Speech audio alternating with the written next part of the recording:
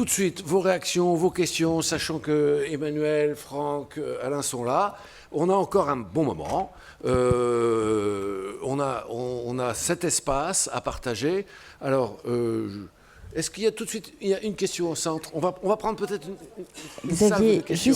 Juste un point. On a une dizaine de retransmissions un peu partout en France. Oui. Le numéro SMS qu'il y avait, c'est pour les retransmissions. Donc il y a plein sur le portable, là, il y a plein de personnes qui nous envoient leurs questions, mais la parole est libre, le ton aussi, et vous nous y avez invité. Juste une question par SMS, justement, de l'URI Midi-Pyrénées. C'est pour Franck, hein, qui a bien souligné d'ailleurs l'importance de l'analyse du métier. Et la question, c'est, pour l'accord télétravail à Guyancourt, est-ce que ça a été ouvert à tous les métiers ? Et l'accord est-il exclusivement une conséquence des déménagements ? Et quel pourcentage de salariés en bénéficient ? Alors, peut-être, c'est comme à la télé, c'est dans l'air, les questions SMS. On prend cette question qui est une question relativement précise, informative sur l'accord télétravail de Renault et sa portée. Une deuxième question au milieu, là. Est-ce que je peux vous demander de vous lever, de vous présenter ? Parce que ça part sur le streaming. Voilà. Laurent, dans l'allée centrale. Et là, une deuxième question aussi à gauche. Enfin, à votre... Oui, bonjour. Je suis délégué syndical d'une grosse entreprise d'ingénierie en mécanique, donc qui travaille pour un de nos invités. Je voudrais ici soulever... on va taire le nom de mon entreprise, mais tout le monde se reconnaîtra hein, d'une certaine manière. Je voulais simplement ici soulever la différence qui est en train de se mettre en œuvre entre les grands donneurs d'ordre et les sous-traitants et les conditions de travail des sous-traitants. Et ceci... mis sur le phénomène économique. On est sous pression continuelle des donneurs d'ordre qui nous demandent chaque année de faire moins 10%. Donc comment faisons-nous moins 10% ? Actuellement, nous avons des plateaux dédiés à ces entreprises, ces grands de l'automobile, où nous avons des ratios, nous avons 88 personnes pour 200 mètres carrés. Donc on est très très loin des 8 mètres carrés en open space. Alors des open space complètement idiots, ça je vous l'accorde dans votre qualification. Mais comment le modèle économique peut-il résoudre cette équation lorsque chaque année on vous demande de faire 10% d'économie sur une masse salariale qui ne peut pas baisser ? Donc elle baisse où ? On fait où l'économie ? Sur les emplacements de travail, sur les locaux, sur tout ce que l'on peut arriver à grappiller. Qu'est-ce que l'on fait également ? On crée des filiales à l'étranger où la première année, vous avez 10 Français qui travaillent en France sur le projet. L'année suivante, vous avez un Roumain, parce qu'il s'agit de ça, un Roumain, 9 Français. L'année suivante, 2, et voilà, et ainsi de suite. Mais les locaux, nous, en ce qui nous concerne, l'aménagement des locaux... on va rester dans l'open space idiot, il va devenir de plus en plus idiot jusqu'à la rigueur ou jusqu'à ce qu'il n'y ait plus personne dans cet open space. Mais on ne pourra pas évoluer parce que la pression économique est telle. Voilà, merci. Donc, on souligne potentiellement une diversité des situations entre des grandes sociétés qui font les choses plutôt bien et des sociétés peut-être beaucoup plus tendues, beaucoup plus contraintes ou moins soucieuses et qui trouvent effectivement dans les mètres carrés une manière de réduire le coût global de la main-d'œuvre dans lequel l'espace de travail, 12 000 €, chiffre Renault, mais peut-être qu'il y en a qui font un peu moins cher ou un peu plus. Une troisième question ici. Bonjour, je suis Fabienne Picon, je travaille chez Allianz. Donc chez Allianz, il y a un grand projet qui s'appelle Vivre Allianz et qui, j'appelle Survivre à Allianz, et qui en fait, effectivement, c'est un projet de réaménagement de ce que vous qualifiez d'open space intelligent, mais que je continue à qualifier d'open space stupide. Et pour vous donner un exemple, ce matin, j'étais avec un manager, à qui d'ailleurs j'ai spontanément dit que je ne pourrais jamais travailler pour elle, qui m'expliquait que le matin, elle donne le travail et le soir, elle ramasse les copies. Donc, quand on est là, vous comprenez bien que la créativité, tout ça, avoir des espaces collaboratifs, ça ne sert à rien, puisque de toute façon, ce qu'on attend, c'est que les gens y soient du matin au soir à leur poste de travail. J'arrive à ma question. Donc, c'est des sujets sur lesquels je travaille depuis longtemps. Juste une toute petite remarque. Au début, on a quand même dû leur rappeler que dans les principes d'aménagement, il y avait la santé du salarié qu'il fallait prendre en compte, parce que ça, c'était un truc qu'ils avaient complètement zappé. Et je suis allée regarder beaucoup de sites, etc. Et en particulier, je suis allée voir ce qui se passait chez vous, au Crédit Agricole. C'est à Montrouge, c'est ça, enfin, sur Internet. Hein. Enfin, là, on a parlé de Reims, mais effectivement, il y a une réalisation très médiatisée sur Montrouge. Voilà. Et donc, j'ai regardé les photos, j'ai vu les canards. Hein. Mais sur une dizaine de photos, il doit y avoir une photo de l'espace de travail. Et moi, ce qui me frappe, c'est qu'effectivement, on nous parle d'aller travailler au restaurant d'entreprise, chez soi pour quelques-uns, par-ci, par-là, machin. Mais en fait, il y a des gens, effectivement, qui sont souvent pas là parce qu'ils sont à droite, à gauche en réunion, et ils ont besoin de se poser de temps en temps. Mais on a quand même beaucoup de salariés qui continuent à être sur leur poste de travail du début à la fin de la journée. Et ceux-là, je trouve qu'on les oublie complètement. Ça m'a vraiment frappé sur les images qu'on n'avait qu'une seule photo de l'espace de travail, alors qu'en fait, c'est ça qu'on cherche. C'est l'espace de travail lui-même et pas tous les endroits périphériques. Mais la question, c'était justement par rapport à l'espace de travail, pourquoi on n'en parle pas ? Oui, est-ce que le travail est effectivement pris en compte dans la question de l'espace, au-delà du coopératif, du récréatif, de la possibilité de se rencontrer. Une quatrième question, et puis on passera à une deuxième salle, si vous voulez bien.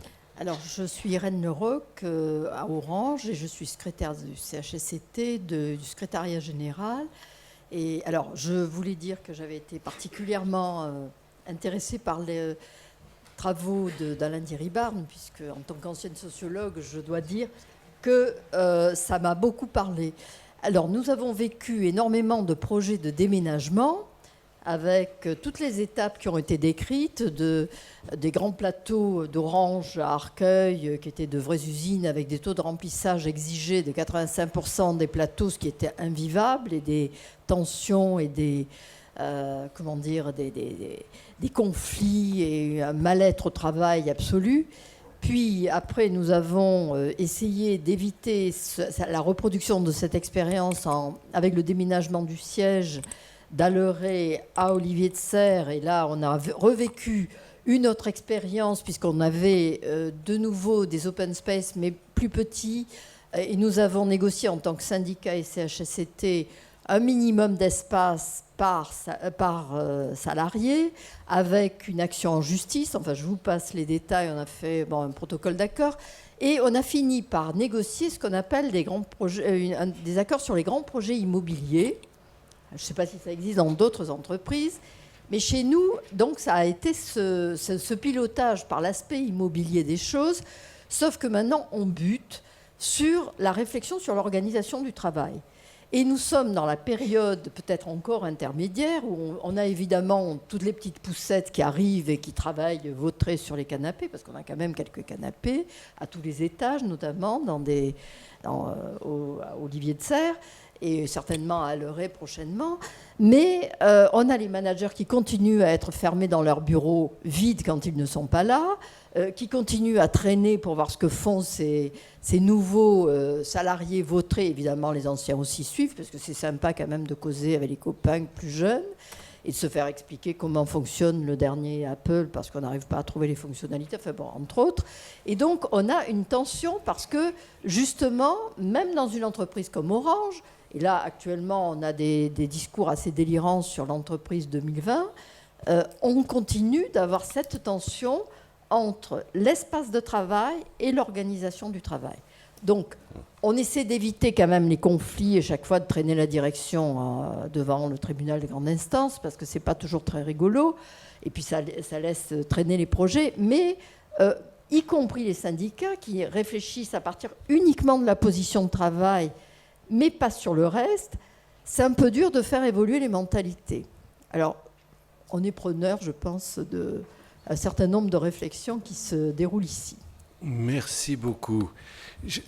On ne vous frustre pas, vous gardez votre question. Alors, on a une question ponctuelle d'information via notamment SMS. Donc, on va peut-être proposer à Franck de préciser un petit peu ce qu'il en est sur l'accord télétravail. Et ensuite, on a effectivement 3 questions qu'on peut peut-être traiter ensemble, puisqu'elle pose cette question de l'articulation de l'espace et de l'organisation, et à l'intérieur de l'organisation, du statut même du travail, de la nature même du travail. Franck. Oui, sur le télétravail, c'est une excellente question dans le sens où, à l'origine, c'était quelque chose qui était très très mal perçu, parce qu'il y avait des problèmes techniques, des problèmes de confidentialité, bien évidemment, dans un bureau d'études automobile. Maintenant, ces problèmes techniques n'existent plus. Donc, ce qui se passe, c'est qu'on a avec le déménagement de Rueil, on a une prise de conscience de l'utilité et de l'efficacité de ce système. Sauf qu'on ne peut pas avoir de chiffres, enfin on a des chiffres bien évidemment, qui sont très faibles, c'est moins de 2% de la population de Guyancourt. Sauf qu'on a énormément, comme je vous l'ai décrit, de populations nomades. On a 60% de cadres qui sont forfaits, donc qu'ils soient chez eux, qu'ils soient sur la route, qu'ils soient je ne sais où, à la piscine, personne ne le sait. Donc voilà, on travaille par projet, donc on a... Nous, dans nos proches adhérents, des salariés qui pratiquent le télétravail sauvage. Enfin, ça c'est clair. Des cadres qui nous disent, moi, tu travailles, oui, c'est du travail gris, on peut utiliser tous les noms qu'on veut. Donc voilà, ce qui fait que dans les statistiques, on a surtout des techniciens, agents de maîtrise techniciens, parce que eux, badge à l'entrée, badge à la sortie, et donc ils sont contrôlés. Je voulais revenir par rapport à la question sur les donneurs d'ordre. La difficulté, c'est qu'on a vécu dans les années, je dirais, 2003-2004, et en plus, je suis bien passé pour le savoir, parce que c'est la CFDT qui avait déclenché ça, des problèmes de délit de marchandage, parce qu'à l'époque, malheureusement, le délit de marchandage, Renault a été condamné pour le délit de marchandage, mais la réaction qu'il a eue, c'est d'externaliser les donneurs d'ordre, ce qu'il appelait le schéma 4, c'est-à-dire les mettre dehors, tout simplement. Et en plus, si Guyancourt s'est vidé pour pouvoir remettre des Renault venant de Rueil, c'est en partie à cause de ça. Parce que, grâce à ça, surtout grâce à ça. Donc voilà, je comprends, et plusieurs fois les CHSCT, le CHSCT que j'ai nommé tout à l'heure, a alerté la direction sur les conditions, on peut le dire, inhumaines de certains sous-traitants, parce qu'on a des sous-traitants, on n'a pas d'intérimaires. Effectivement, on a eu des photos, on a fait des photos sur des secteurs où il y avait 15-20 personnes dans des cages à lapins, quoi, tout simplement. Donc là, c'est dans les locaux Renault, mais ceux qui étaient en schéma 3, ce qu'on appelle en schéma 3, donc ils sont séparés, mais dans un secteur autre quand même. Donc voilà, donc ça c'est quand même quelque chose. Et ça pose question par rapport à la réflexion qu'a la CFDT et la métallurgie, parce que un peu de pub pour ma fédération quand même, sur la réflexion sur la filière automobile. Aujourd'hui, les donneurs d'ordre n'ont pas de volonté affichée, voire même réelle, de traiter les problématiques de la filière automobile. C'est-à-dire que l'entreprise étendue, l'entreprise responsable avec ses partenaires, ça c'est dans les textes, c'est dans les discours, mais concrètement, on n'y arrive pas, ça patine. Et vous avez témoigné là de conditions de non prise en compte pour des questions d'économie, de coûts directs des espaces de travail. C'est aussi une réalité d'entreprise parfois un peu plus petite ou un peu plus contrainte.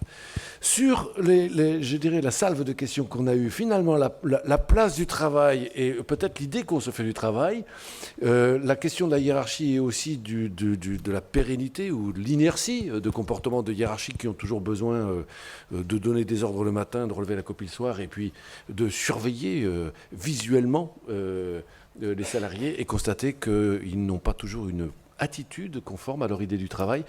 Ça met à de l'eau en moulin de ce que disait Alain. C'est sans vouloir monopoliser la réponse. Quand on travaille en comparaison internationale, donc on voit que l'évolution est une évolution de déstabilisation complète des rapports de temps et d'espace. Donc on a une déconstruction des rapports de temps et d'espace qui a comme caractéristique de faire en sorte que les salariés, en principe, deviennent plus libres d'agencer leur temps le rapport de temps et d'espace. Le problème, c'est que la tradition hiérarchique française est celle qui est la moins agile par rapport à cette évolution. Parce que le contrôle se fait par les moyens et pas par les résultats. Si vous voulez arriver à obtenir quelque chose qui fonctionne convenablement, ça veut dire vous passez, et ça c'est la logique américaine vous passez un accord, donc passez un contrat avec votre salarié, avec votre collaborateur, et après ça, vous dites, voilà, c'est le contrat, tu l'exécutes, tu te débrouilles. En France, on est sur une situation où on demande à la fois théoriquement de passer à cette logique-là, tu es libre, tu t'organises, tu fais ce que tu veux, mais en même temps, la hiérarchie traditionnelle, c'est je veux savoir où est mon gars et je veux pouvoir le contrôler à l'œil. Non, c'est incohérent. Donc c'est pour ça qu'on est dans une situation actuellement de contradiction complète, et d'où vient justement ce mal-être. C'est que le mal-être vient de ce qu'on n'a plus les repères, on a déconstruit les repères standards, et on est incapable de reconstruire des repères de substitution. Ensuite, je répondrai à votre question tout à l'heure. Mais dans cette affaire, les espaces de travail seraient plutôt en avance dans beaucoup de cas. Les entreprises que j'évoque sont en avance, et leur problème, c'est en particulier leur cadre. C'est leur hiérarchie qui est en retard. C'est leur hiérarchie intermédiaire et la hiérarchie supérieure. Et après ça, je reviendrai à la question qui a été posée, parce que... Ouais. La question est intéressante parce que ça veut dire que dans une même entreprise, on peut faire des choses différentes. Alors, je précise que ce qui s'est passé à Montrouge, c'est Crédit Agricole SA. C'est le véhicule coté, c'est la structure capitalistique Crédit Agricole. C'est pas les caisses régionales. Et c'est pas la même préoccupation de ce qui reste de mutualisme, de socialisation et de coopération. Et là, c'est typique de l'exemple à l'inverse qui est pas bon, où tout a été pensé pour faire venir les salariés, sauf l'espace de travail. C'est-à-dire qu'ils ont vachement bossé sur le cadre de travail. Parce que les canards, le flipper et les baby-foot, c'est bien, mais c'est quand même pas l'essentiel de l'activité dans la journée. Et, enfin, je pense, j'espère. Et là, on voit qu'il n'y a pas eu d'études en amont de la réalité du travail, parce que l'espace, il doit être calé sur une organisation et sur un travail réel, à tel point que dans tous les étages, c'est fait pareil. Alors que les gens, ils n'ont pas travaillé, c'est pas les mêmes équipes, c'est pas le même boulot, et c'est l'inverse de ce qu'on a vu à Reims, où on a regardé le travail réel des gens, et derrière, on a fait leur espace de travail. Là, on leur a vendu les canards et les flippers, et après, on les a parqués dans pourtant, c'est assez récent, mais sur les espaces de travail, là, je crois qu'on est plus quand même dans l'open space un petit peu bêta, quoi. Et d'ailleurs, moi, je m'en étais pas tellement rendu compte, je vais être franc avec vous, parce que je vais à Montrouge, mais c'est que pour aller dans des réunions, et j'ai des copains. Et quand j'ai visité ça, j'aurais dit, putain, c'est vachement bien, dis donc, écoutez. Et alors, je me suis fait agonir de bêtises à juste titre. Ils m'ont dit, mais attends, mais qu'est-ce qui t'es pour dire ça, là ? Nos locaux, notre open space, ils sont pas bons. On a 1 heure de trajet aller en plus, 1 heure de trajet en retour. Donc, les canards, on s'en fiche. Donc, merci d'avoir posé la question, parce que ça veut dire que selon qu'on regarde la réalité du travail en amont et qu'on pense au travail réel, on fait les choses bien. Si on vend simplement des canards et des flippers, on fait n'importe quoi.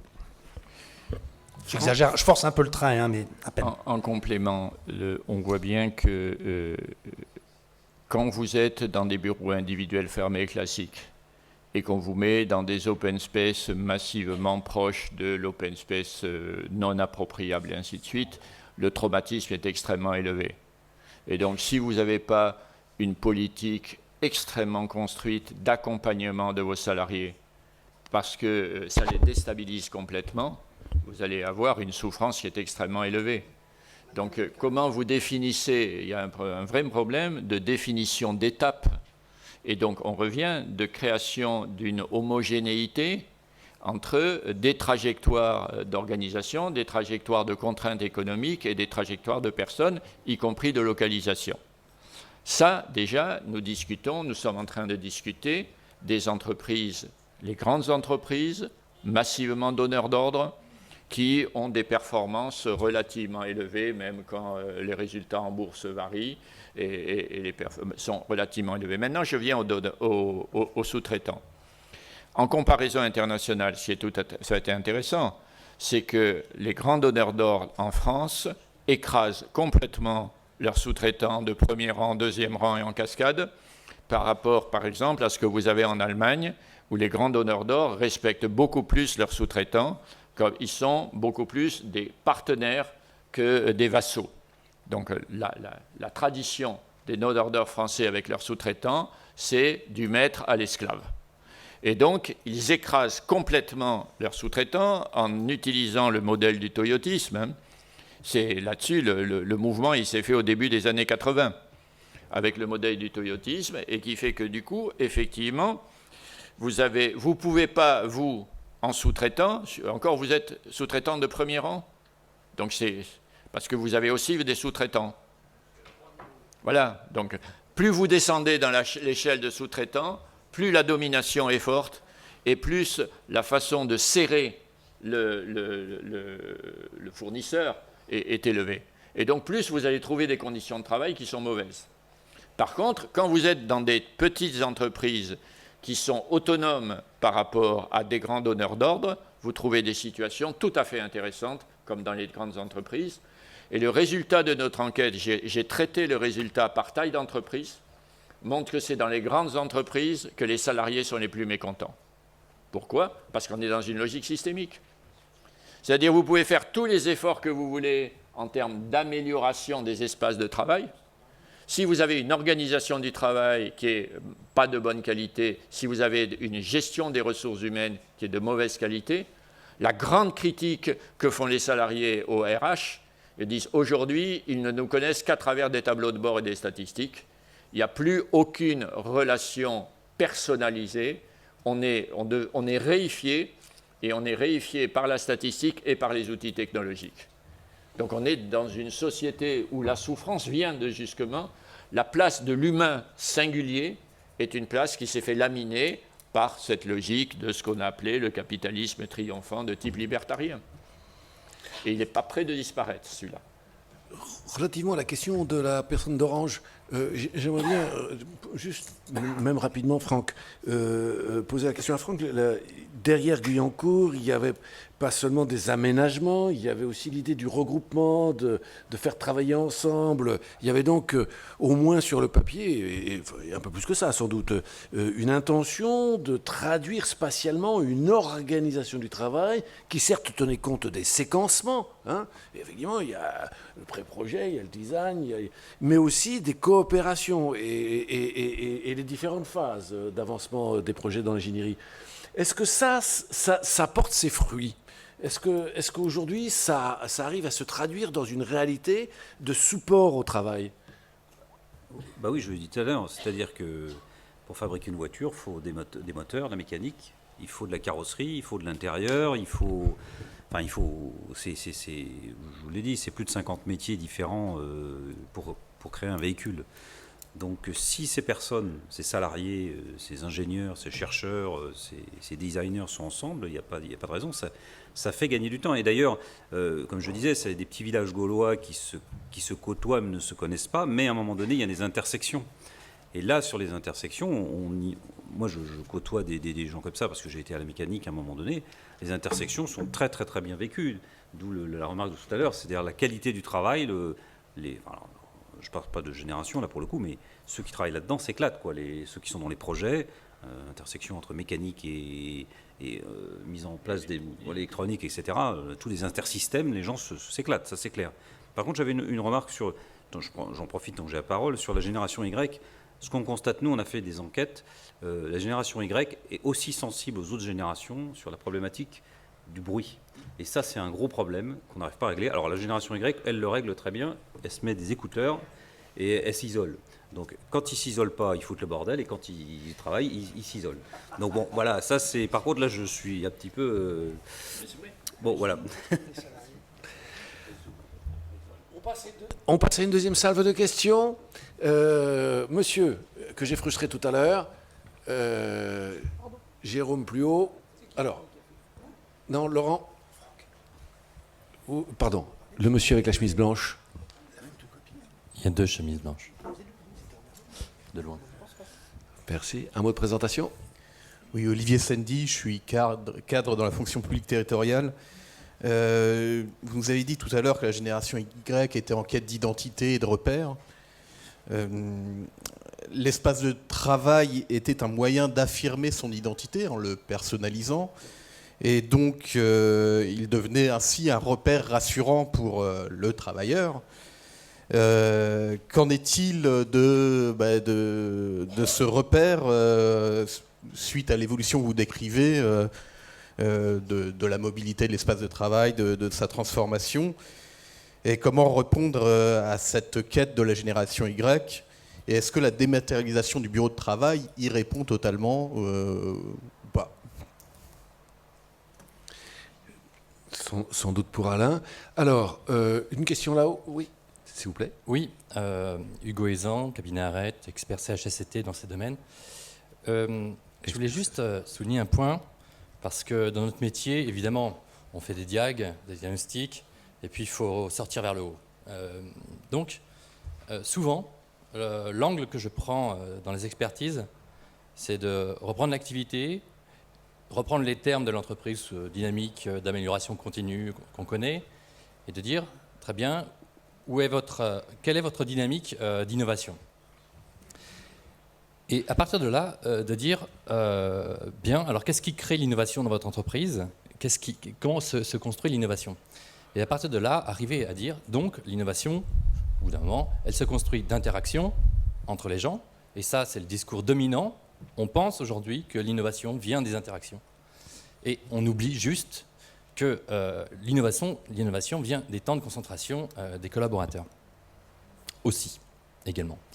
Et à partir de là, on arrive sur les espaces de réunion non réservables, et on arrive sur des salles multifonctions non réservables qui sont de plus en plus la solution multifonction, pour les appels personnels, pour les salles de test quand on met un nouvel applicatif comptable et qu'il faut faire des tests, enfin, tous les impensés de l'organisation à travers des salles non réservables.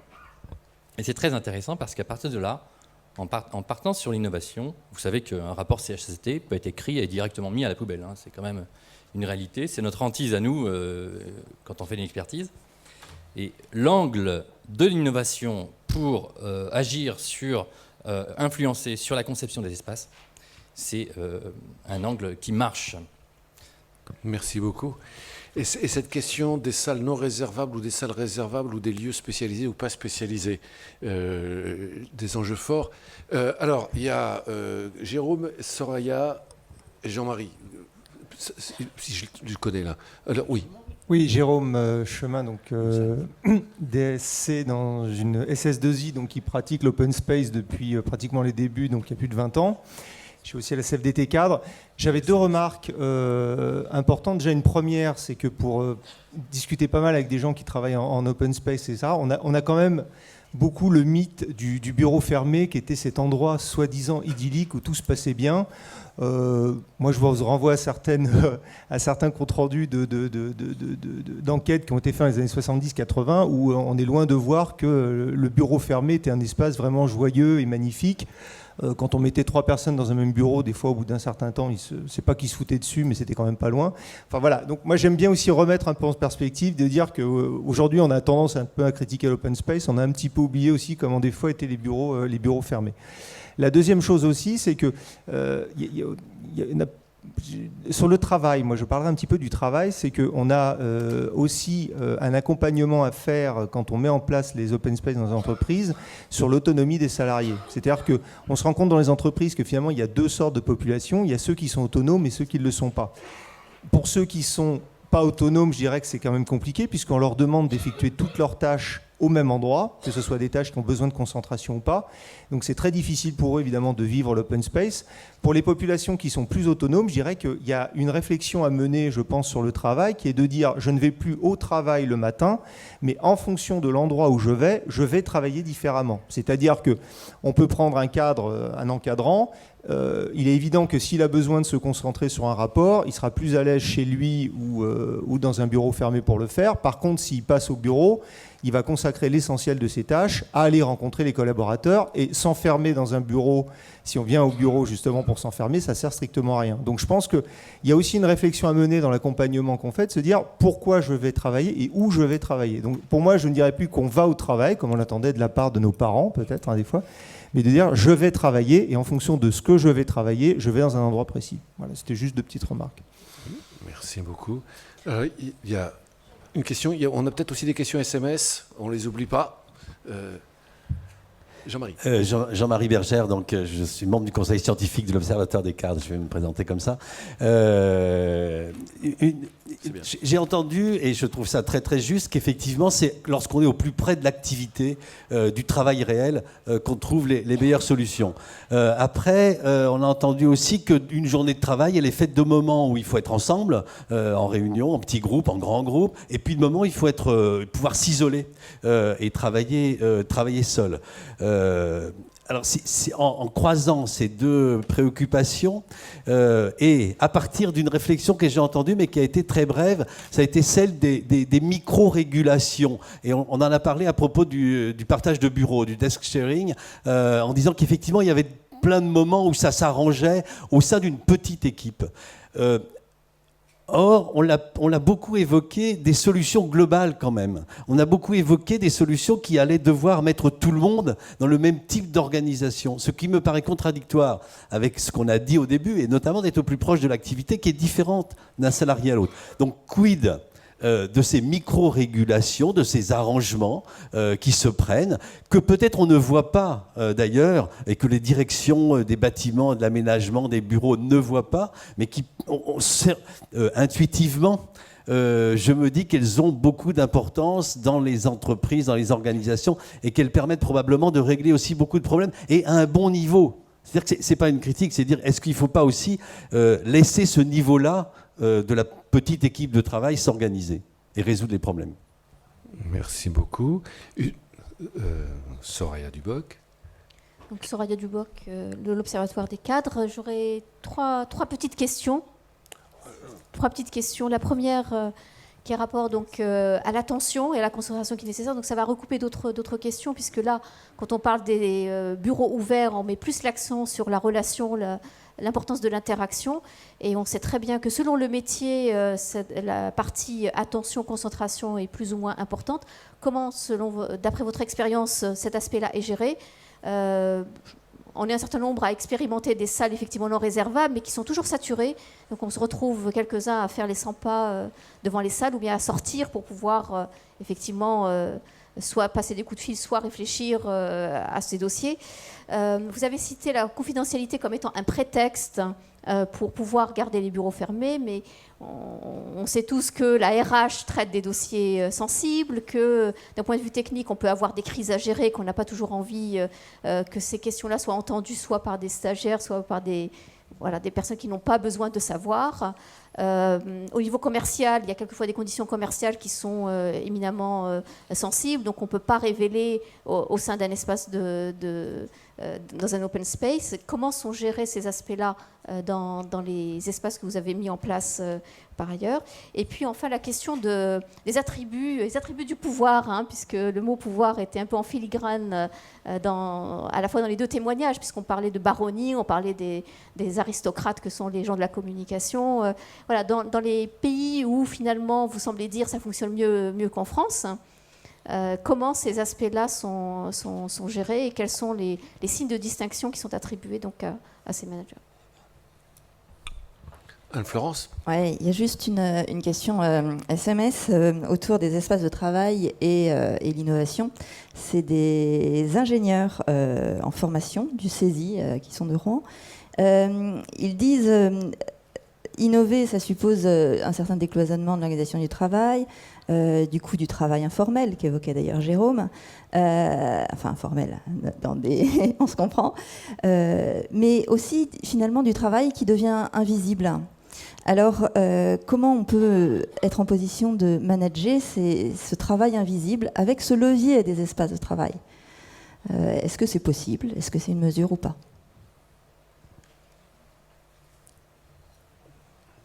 Une dernière question. On aura peut-être le temps. Une dernière salve. Alors, une question en bas, puis en haut. On note.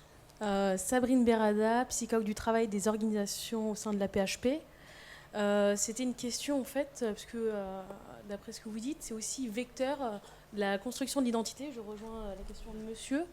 Le travail vecteur d'identité, à savoir si l'individu ne crée pas une place dans le travail. En fait, c'est pas la place. Enfin, là, du coup, excusez-moi, l'importance du lieu de travail, du bureau, mais plutôt de l'identité dans le travail, plutôt que de la place du travail, l'espace de travail. Le bureau, pas seulement comme critère de hiérarchie. Voilà. Pas simplement l'espace de travail qui a son importance, mais le travailleur, l'entité travailleur dans le travail. D'accord. Alors, on a 2 demandes de questions. Une là-haut, et puis si vous pouvez faire passer le micro. Voilà. On vous écoute là-haut. Bonsoir, Merci. Myriam Bonsoir. Bataille, Société Totale, déléguée syndicale. Je me permets de poser une question ou une réflexion par rapport à la... Je mets mal le micro peut-être. Voilà. Comme ça, c'est mieux. Donc en fait, je me permettais de poser une question ou une réflexion par rapport à la réflexion qui a été lancée tout à l'heure sur les managers de premier niveau et sur leur place qui n'est pas facile, je pense, non seulement dans les espaces de travail, mais aussi avec les nouveaux outils qui aujourd'hui sont développés dans les entreprises, qui sont les outils collaboratifs ou les réseaux sociaux d'entreprise, qui en fait mettent tout le monde au même niveau de l'information, qui n'est plus le manager de premier niveau, qui au départ était un peu le passager ou celui qui donnait l'information de premier niveau. Donc voilà, je pense que aussi les outils de travail qui sont développés et utilisés dans les entreprises induisent peut-être aussi les nouveaux espaces de travail. Je ne sais pas ce que vous en pensez. Alors, où ils induisent, où ils participent d'une autre déstabilisation. Voilà, c'est ça. Enfin, il y a quelque chose à réfléchir là-dessus. Vous pouvez poser comme ça. Merci. Votre question, une dernière question, et puis quelques réponses. Pierre Comte, retraité du ministère de l'écologie.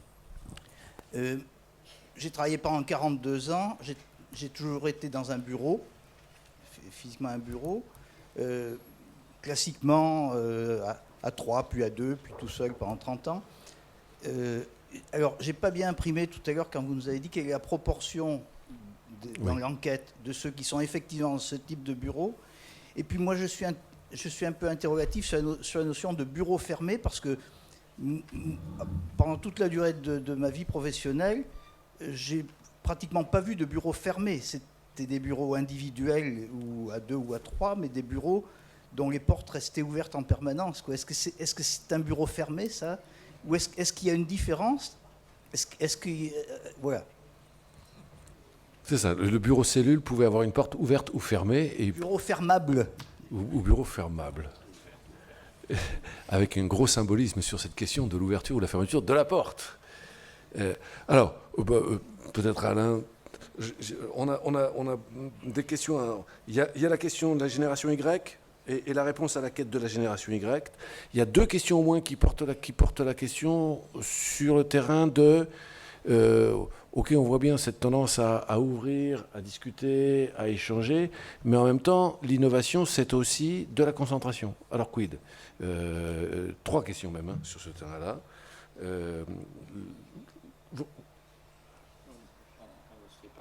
Les réponses, je vais surtout répondre à l'aspect identitaire des nouvelles générations. Je reviens, j'ai dit que la caractéristique de la situation actuelle, c'est un brouillage des frontières de temps et d'espace qui viennent complètement remettre en cause les repères qui étaient les repères traditionnels que l'on avait. Ce brouillage des repères, ils sont aussi vrais en dehors de l'entreprise que dans l'entreprise. Je dis toujours, aujourd'hui, quelle est la définition de la notion de ménage que nous utilisons en statistique, dans les statistiques de l'INSEE, sachant qu'il y a 2 millions de ménages qui ne vivent pas sous le même toit, déclarés comme tels. Bon. Donc, ce qui veut dire qu'on a une déconstruction des repères sociaux globaux et on a une déconstruction des repères sur les lieux de travail. Ce qui est tout à fait intéressant, c'est que les collaborateurs demandent en même temps aux entreprises d'augmenter leur capacité à produire des repères parce qu'ils ont besoin justement de référents. Et donc on est vraiment confronté aujourd'hui, au-delà de l'entreprise et dans l'entreprise, à ce problème de fabrication des repères. On n'est pas en télétravail, on est tous nomades. Personne ne sait où je travaille. Et quand on est avec une adresse mail et un numéro de téléphone portable, il est impossible de savoir où on en est, sauf si on est très bon pour se retrouver sur les systèmes informatiques. Donc, aujourd'hui, vous avez une des grandes souffrances déclarées par les salariés, c'est ce qu'on appelle l'autonomie prescrite. Vous savez, on a tous travaillé sur la déconstruction du taylorisme, qui était le travail complètement idiot, le travail qui était obligatoire et ainsi de suite. Donc on a dit on va libérer les collaborateurs en détaylorisant et en donnant de l'autonomie et de la responsabilité. Mais sauf que ce n'est pas de l'autonomie et de la responsabilité voulue, c'est de l'autonomie et la responsabilité prescrite. Et à ce moment-là, les gens disent nous on n'en veut pas. Et on n'en veut pas parce qu'en même temps, vous avez tout le système de reporting, qui est tout le système de contrôle, y compris aujourd'hui les contrôles online dans les systèmes informatiques, qui permettent d'aller à l'encontre de cette logique de la responsabilité, de l'autonomie et tout ce que l'on voudra. Et donc, on a de nouveau un vrai problème de fabrication de cohérence. Ce n'est pas une ou une autre. Vous pouvez avoir plein de modèles qui sont des modèles différents les uns des autres. La seule question qui est posée, c'est la cohérence. Alors, l'incohérence maximum, c'est ce qu'on appelle les injonctions paradoxales. Or, des injonctions paradoxales, vous en avez partout, et ceux qui ont la charge organisationnellement de les résoudre, c'est la hiérarchie de premier niveau. C'est elle qui encaisse toutes les contradictions entre les instructions, je dis bien les instructions qui viennent de différents services, il y a un service qui vous dit ça, il y a l'autre qui dit ça, il y a un autre, et la responsabilité des uns et des autres qui eux-mêmes sont à la recherche d'arrangements, ce que Jean-Daniel Reynaud appelle les arrangements locaux. C'est-à-dire que c'est parce que vous avez des arrangements locaux que vous arrivez à vous sortir d'injonctions paradoxales. Et quels sont les salariés qui ont la plus grande souffrance et ceux qui sont dans la limite du burn-out? C'est ceux qui prennent au sérieux les injonctions que l'on leur donne et qui veulent réaliser le travail qu'on leur dit de faire alors qu'ils ne peuvent pas le faire. Et donc là, on rentre dans tout un autre aspect de la relation entre l'aspect de l'organisation du travail et de la relation du salarié avec son travail et avec sa hiérarchie. Est-ce qu'il y a une entente entre les uns et les autres pour échapper, de fait, au contrôle, alors que justement, on dit qu'on n'a plus besoin de contrôle, parce que c'est vous qui avez intériorisé les normes de la performance. Donc on nage complètement dans des contradictions. Et on s'étonne qu'il y ait de la souffrance au travail. Et ce n'est pas un problème d'aménagement des espaces, hein. C'est très au-delà de la question d'un open space ou non. C'est vraiment la cohérence de l'ensemble qui est en cause. En même temps, sur ce terrain tout particulier, le fait qu'il y ait des tendances importantes qui se traduisent dans l'immobilier, ça vient plutôt ouvrir les jeux ou ça vient les contraindre dans ce qu'on peut observer, dans ce qu'on peut percevoir? Justement, c'est bien le problème. C'est que ce modèle de l'immobilier un peu avancé est un modèle qui ouvre les jeux. Donc du coup, il déplace, c'est pour ça que j'ai dit, ce n'est pas des projets immobiliers. C'est une erreur de considérer que c'est un projet immobilier. C'est un vrai projet managérial. Managérial dans le sens plein du terme. C'est en principe, la logique managériale, c'est celle qui fabrique des cohérences entre des contraintes contradictoires. Pour finaliser, parce qu'on est dans l'entreprise, finaliser par la performance. Que ce soit une performance économique quand vous êtes sur les marchés normaux, que ce soit la performance organisationnelle, service rendu aux citoyens, quand vous êtes dans la fonction publique ou la fonction publique d'État ou la fonction publique territoriale. Quand on regarde dans la fonction publique territoriale ou dans la fonction publique d'État, on a les mêmes souffrances transposées que celles dans les entreprises dites capitalistes dont tout le monde dit du mal. Et ce n'est pas uniquement une question de RGPP. Concentration, dispersion, travail collectif, innovation.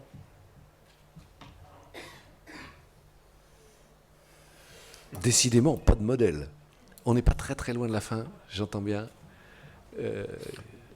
Simplement, on a tous été voir chez Renault l'infocentre, parce que c'était la pointe de l'innovation avec l'ingénierie concurrente. On a tous été voir ce truc génial qui étaient, enfin, ont cassé les verticalités et tous les métiers, en plus, vous aviez tous les métiers du noble et du vil, hein, entre le mécanicien qui se considérait comme la grande tradition, l'électronicien qui arrivait derrière, qui considérait qu'il était mieux que le mécanicien, mais en plus, les gens des méthodes qui n'avaient pas voix au chapitre, les fabricants, n'en parlons pas, et les commerciaux, n'en parlons pas. L'ingénierie concourante, la grande innovation, c'est qu'ils ont mis tous les métiers au même niveau sur la conception d'un produit nouveau, dans le cadre de projets. Donc on a tous été voir ça, en disant c'est génial. Et puis après ça, on a vu que c'était une usine à souffrance.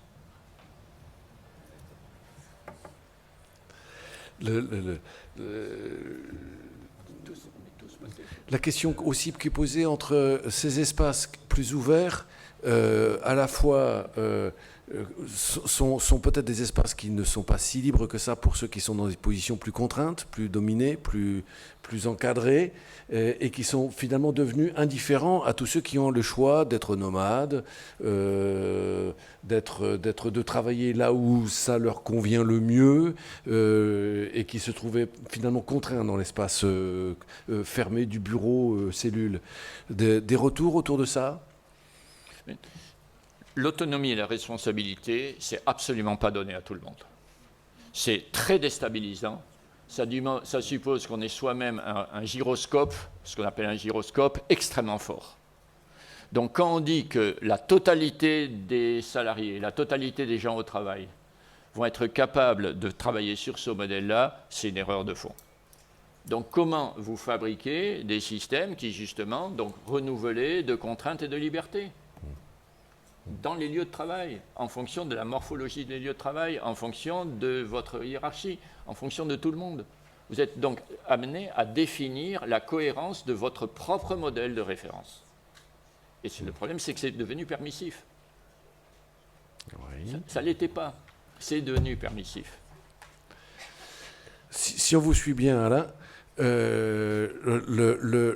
les espaces de travail sont beaucoup plus permissifs, beaucoup plus ouverts, beaucoup plus en avance que les mentalités, les comportements, les systèmes de hiérarchie, les systèmes de procédure, les systèmes de régulation des micro-conflits, et qu'in fine, ce qu'on peut reprocher à ces espaces de travail, c'est peut-être d'être un petit peu en avance, un décalage un petit peu en avance, ne tenant pas suffisamment compte des inerties associées à nos procédures, à nos cultures de métier et peut-être même à la culture française qui serait plus particulièrement attachée à des notions que vous avez rappelées. En fait, vous voyez bien le déplacement, c'est qu'on se déplace du physique à la construction sociale. Donc en fait, on renvoie à la responsabilité des uns et des autres en termes d'organisation, en termes de philosophie. Je ne sais pas si vous êtes familier avec les travaux de Maurice Godelier sur l'idéal et le matériel. L'espace, le bâti, c'est du matériel. Les machines, c'est du matériel. On nous dit la performance de l'entreprise, c'est fait avec le matériel. C'est faux. La performance de l'entreprise, c'est la construction sociale qui permet d'utiliser convenablement le matériel.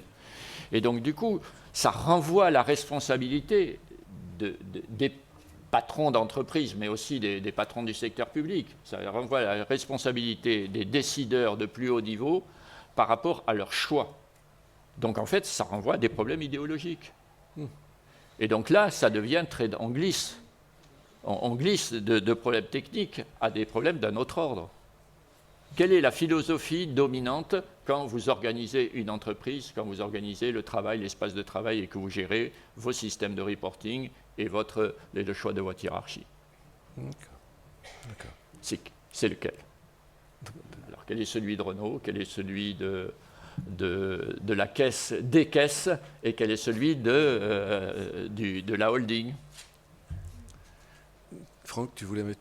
Oui, mais ce que j'ai du mal à comprendre, c'est que, effectivement, enfin, j'ai pas du mal à comprendre, mais ce que je comprends, c'est que on a des populations agrégées quelque part qui vivent ensemble et qui n'ont pas les mêmes temporalités.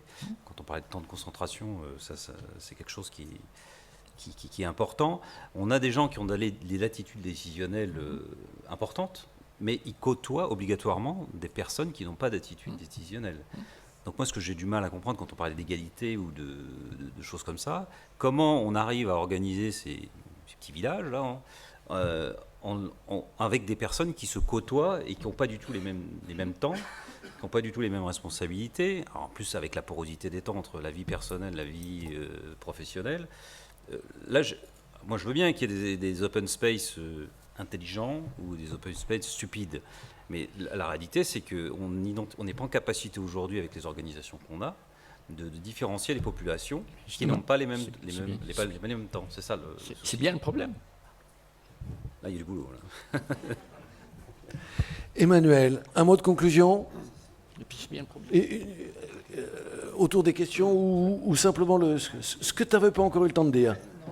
Pour rebondir sur ce que disaient Alain et Franck, c'est que même si on prend ce qui s'est fait d'intelligent et dont j'ai parlé au départ, on se retrouve quand même avec un espace où on est plusieurs sur le même espace, avec un rapport différent au travail, avec de l'autonomie différente, avec une capacité à se détacher ou pas se détacher complètement différente. Et même quand c'est pensé intelligemment, c'est néanmoins pensé collectif, alors que autour d'une marguerite et d'un open space, c'est pas un collectif, c'est une addition d'individualités, même s'ils ont, en imaginant même qu'ils aient le même travail, ils n'ont pas le même rapport au travail et aux autres. Et c'est vrai que quand on collectivise un espace de travail, on crée les problématiques qu'Alain vient de dire en conclusion. C'est-à-dire que même quand c'est bien fait, c'est plus compliqué qu'une organisation un petit peu plus ancienne ou classique. Même quand on regarde bien le travail réel et qu'on fait tout ce qu'il faut de façon coopérative. Ce qui veut dire en conséquence que le management, c'est même plus de la technique, c'est de l'art. Objectivement, c'est de l'art. C'est-à-dire que c'est la créativité, c'est l'invention de quelque chose pour lequel on n'a pas de solution préconstruite. Et donc, du coup, on revient à la formation. Comment on forme aujourd'hui nos cadres dirigeants ? Ça c'est mon autre débat avec les écoles d'ingénieurs, ou encore plus les écoles de commerce, enfin qui sont devenues maintenant des écoles, des business schools. Enfin, la formation dans business school, c'est une catastrophe totale. Elle forme des gens qui sont des techniciens d'outils de gestion, qui comprennent rien à la construction humaine. Or, tout ce dont on évoque, la performance de l'entreprise dépendra de la capacité de l'encadrement à tous les niveaux à construire les fameux compromis autour de systèmes qui sont complètement contradictoires. Donc c'est pour ça que je plaide pour les sciences humaines et sociales dans toutes les formations, mais les vraies sciences humaines et sociales, pas n'importe quoi. Un mot de conclusion de Franck et encore un pour Alain si vous souhaitez, et en même temps on va vous libérer. Oui. Ce serait une conclusion syndicale, parce que j'ai bien entendu que les organisations syndicales, on était un peu la traîne sur l'affaire. Moi, ça va dans le sens où je défends le fait qu'il faut revenir vers une proximité syndicale, anti-institutionnelle, de manière à pouvoir écouter les salariés et puis pouvoir travailler avec eux sur ces affaires-là.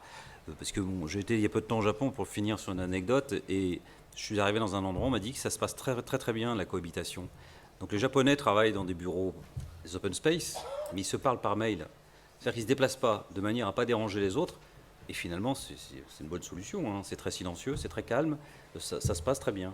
Donc voilà, alors je ne pense pas que notre culture, on veuille en arriver là. Donc il faut, avec tout ce que vous avez dit là, il faut trouver un mixte qui me paraît intéressant. C'est un beau challenge. Alain, peut-être juste un dernier mot, et sans vous pousser vers là, mais vous avez dit en entrée de jeu,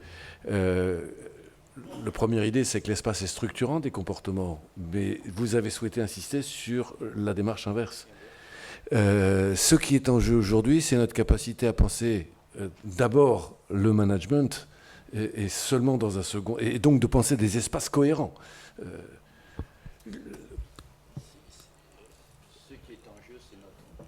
Ce qui est en jeu, c'est notre capacité à penser. C'est un vrai enjeu. Parce que justement, quelqu'un a évoqué la question de la créativité, l'innovation, et le fait qu'aujourd'hui, on insiste beaucoup sur la coopération. Et donc, on parle de l'intelligence collective liée au fait qu'on va mettre les gens ensemble et du coup, il va sortir des idées. J'ai dit, quand vous mettez plein de gens idiots ensemble, ça ne va jamais sortir des idées intelligentes. Et donc, on revient. Justement, là, pour finir, je voudrais remercier les organisateurs qui permettent quand même de passer combien? On a passé 2 heures, 2 heures et demie, 2 heures et demie. à 4 pour quand même parler un peu du même sujet. La tradition maintenant, c'est que vous mettez 5 personnes qui ont 5 minutes pour dire quelque chose, c'est-à-dire ils n'ont rien à dire et tout le monde est content. Donc merci. Voilà, c'est bien de terminer sur un hommage de l'Observatoire des cadres et de sa formule. En tout cas, moi, je vous remercie tous d'avoir tenu jusqu'à 8h34. Bravo. Je fais l'hypothèse que nos invités ont su aussi vous intéresser pour vous retenir, malgré la faim et la fatigue de la journée. Merci à vous de cette participation, de votre écoute. Merci à tous ceux qui nous écoutaient de loin par Internet. On a peu exploité de vos questions SMS, mais peut-être n'avez-vous pas suffisamment insisté. Une prochaine fois, rendez-vous en juillet maintenant pour notre prochain séminaire. Merci à tous. Bonne soirée. Au revoir.